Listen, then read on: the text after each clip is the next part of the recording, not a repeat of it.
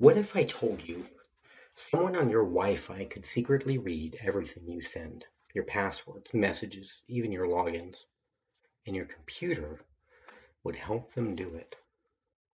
No malware, no brute force, just lying. It's something we call ARP spoofing, and today I'll show you how it works.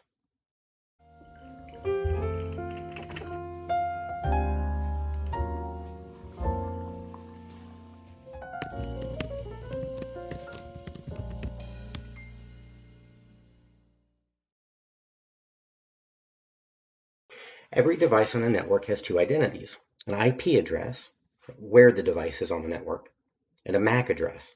That's a device's built-in ID number. Let's use an example. The IP address is kind of like your home address. The MAC address is your fingerprint. You can go somewhere else. Let's say you travel to a coffee shop. Your location's changed, but your fingerprint stays the same. If you connected to the internet at the coffee shop, your IP address would be different, but your MAC address would be the same. Your computer essentially uses MAC addresses to make sure it's talking to the right physical device, no matter what network you're on. Your computer often knows the IP address it wants, Amazon, Instagram, Google, but it doesn't always know the MAC address.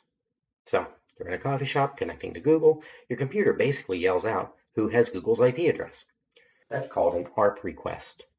Everyone can hear it. The correct device then responds, "That's me, here's my MAC address." That's ARP in a nutshell. It matches the IP to the MAC. It's kind of like standing in the neighborhood and shouting, "Who lives at 123 Maple Street?" And someone answers. It's simple, it's fast, and completely based on trust. Here's where things break. What if the wrong person answers? Your laptop asks, "Where's the router?" Before the real router can answer, the attacker jumps in first. "That's me," it says, and your computer believes them. And now, sitting in that coffee shop, you just connected to an attacker posing as a router. At this level of the network, there isn't verification, so your computer connects without question. This is called ARP spoofing. It's sending fake answers to your computer so that your computer sends data to the attacker instead. Once they're in the middle, they can read your data, especially on an unsecured network like the coffee shop Wi-Fi. They can steal passwords, especially on unsecured sites. They can modify your traffic. You think you're logging into one site, let's say your bank, but you're logging into a fake site that they have sent you to that looks like your bank. They can break your connection. They just drop your data entirely. These are examples of what is called a man-in-the-middle attack. The worst part? You usually don't notice. Sort of like going to your mailbox and finding your mail open. Nothing's missing, it just feels wrong. Fortunately, there are clues. Your internet suddenly slows down. You have random disconnects. You get weird security warnings in your browser.